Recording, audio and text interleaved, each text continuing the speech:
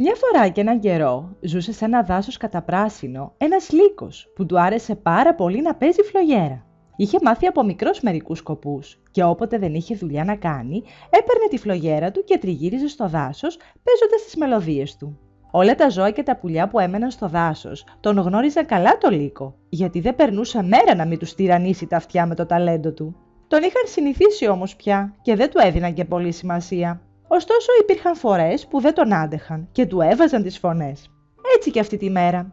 Μια κουκουβάγια που κοιμόταν σε ένα δέντρο, μόλις τον άκουσε να περνά από κάτω, του είπε θυμωμένα: «Επιτέλους, θα μας αφήσεις να κοιμηθούμε λίγο?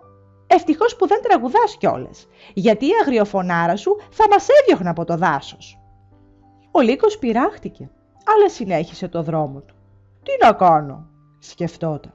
«Δεν είναι όλοι ικανοί να νιώσουν το ταλέντο μου, ας πάω λίγο παρακάτω». Την ίδια εκείνη μέρα έτυχε να βρίσκεται στο δάσος ένας βοσκός που είχε έρθει να βοσκήσει το κοπάδι του. Ένα από τα κατσικάκια του βοσκού, σαν είδε πως αυτός αποκοιμήθηκε κάτω από το δέντρο, ξεμάκρυνε από το κοπάδι και χώθηκε βαθιά στο δάσος. Στο δρόμο του συνάντησε ένα αμπέλι γεμάτο ζουμερά σταφύλια. Χωρίς να χάσει καιρό, διάλεξε το κλίμα με τα ωραιότερα σταφύλια.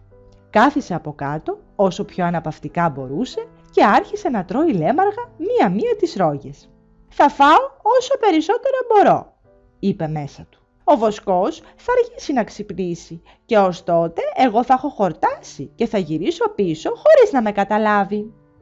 Και έτσι το κατσικάκι έτρωγε κι όλο έτρωγε και δεν είχε σκοπό να σταματήσει.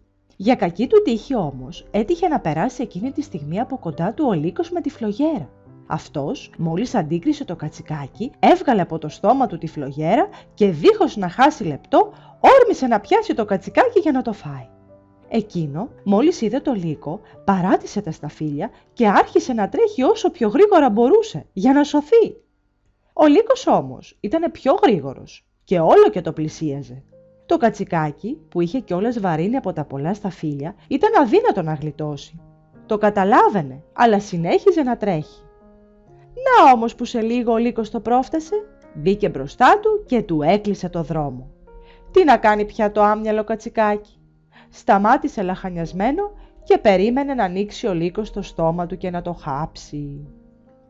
Ο λύκος πηδούσε όλο χαρά γύρω από το κατσικάκι και δεν μπορούσε να πιστέψει την καλή του τύχη. Τώρα πια το είχε στα χέρια του. «Αχ, κατσικάκι μου», έλεγε, «τι ωραίος μεζές που είσαι και ήρθες πάνω στην ώρα, γιατί εδώ και 2 μέρες είμαι νηστικός. Αφού σκέψου, δεν είχα δύναμη ούτε τη φλογέρα μου να παίξω». Το κακόμοιρο το κατσικάκι δεν μιλούσε καθόλου. Τι να πει κιόλας? Αν είχε μυαλό, δεν θα έφευγε από το κοπάδι και από τα αδέλφια του, που τώρα θα βρισκόταν όλα μαζί κοντά στον καλό βοσκό. Καθώς τα σκεφτόταν αυτά το κατσικάκι, δεν μπορούσε να κρατηθεί και έβαλε τα κλάματα. Όμως ο λύκος δεν συγκινήθηκε καθόλου από αυτό. Ακόνιζε τα δόντια του και άπλωνε κιόλας τα νύχια του στο ανυπεράσπιστο θύμα του.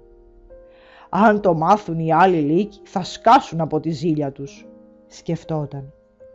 Ωστόσο, εκείνη ακριβώς τη στιγμή το κατσικάκι θυμήθηκε πως αυτός ο λύκος έπαιζε φλογέρα και δίχως να χάσει καιρό του είπε: «Το ξέρω, κύριε Λύκο, πως θα με φας και το πήρα πια απόφαση.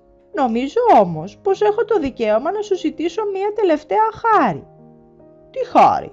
ρώτησε ο λύκος. «Να, έμαθα πως παίζεις καλή φλογέρα, αλλά δεν έτυχε να σ' ακούσω ποτέ μου. Κάνε μου λοιπόν τη χάρη να παίξεις κανένα σκοπό με τη φλογέρα σου, για να σ' ακούσω κι εγώ πριν με φας». Ακούγοντας αυτά τα λόγια ο λύκος κολακεύτηκε και αποφάσισε να κάνει αυτή τη χάρη στο κατσικάκι. Κάθισε λοιπόν στα πίσω πόδια του, έπιασε τη φλογέρα με τα μπροστινά του, την έβαλε στο στόμα και άρχισε να παίζει ένα σκοπό που τον ήξερε πολύ καλά. Το κατσικάκι τον άκουγε και έμοιαζε μαγεμένο από την τέχνη του. Την ίδια ώρα, λίγο πιο πέρα, στην αρχή του δάσους, ο βοσκός είχε ξυπνήσει και κοίταζε τα ζωντανά που έβοσκαν ήσυχα γύρω του.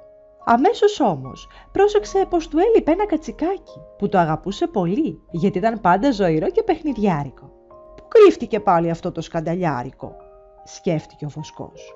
Άρχισε να ψάχνει δεξιά αριστερά και να το φωνάζει, αλλά το κατσικάκι δεν φαινόταν πουθενά. Ο Βοσκός ανησύχησε. Συνέχισε το ψάξιμο, οπότε σε μία στιγμή άκουσε μέσα από το δάσος τους ήχους μιας φλογέρας. Κάτι συμβαίνει εδώ, σκέφτηκε ο Βοσκός. Άρπαξε το τόξο και τα βέλη του και άρχισε να τρέχει προς το μέρος που ακουγόταν η φλογέρα. Και πραγματικά, φτάνοντας σε ένα ξέφωτο του δάσους, αντίκρισε το λύκο να παίζει τη φλογέρα και το κατσικάκι καθισμένο μπροστά του να τον ακούει. «Το κατσικάκι μου μαζί με το λύκο», φώναξε ο Βοσκός. «Πρέπει να το γλιτώσω». Με αυτά τα λόγια τράβηξε από τον ώμο του το τόξο, πέρασε ένα βέλος στη χορδή, σημάδεψε και σβίνγκ το άφησε να φύγει.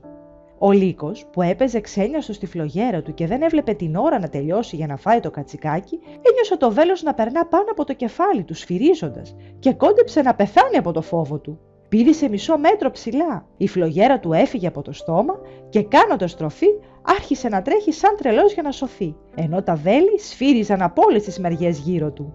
Ένα μάλιστα καρφώθηκε στο καπέλο του και λίγο έλειψε να του το πετάξει μακριά.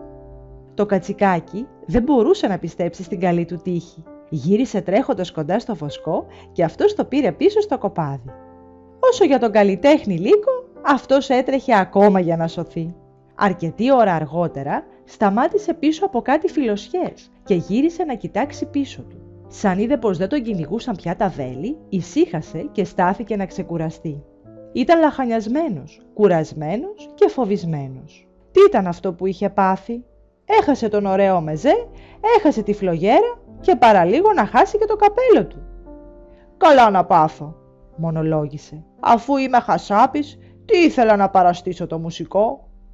Και με σκυφτό το κεφάλι πήρε το δρόμο για τη φωλιά του, ενώ σκεφτόταν το μάθημα που είχε διδαχτεί πριν λίγο. Πως δεν πρέπει δηλαδή να κάνουμε δουλειές που δεν μας ταιριάζουν, γιατί αλλιώτικα κινδυνεύουμε να καταστραφούμε.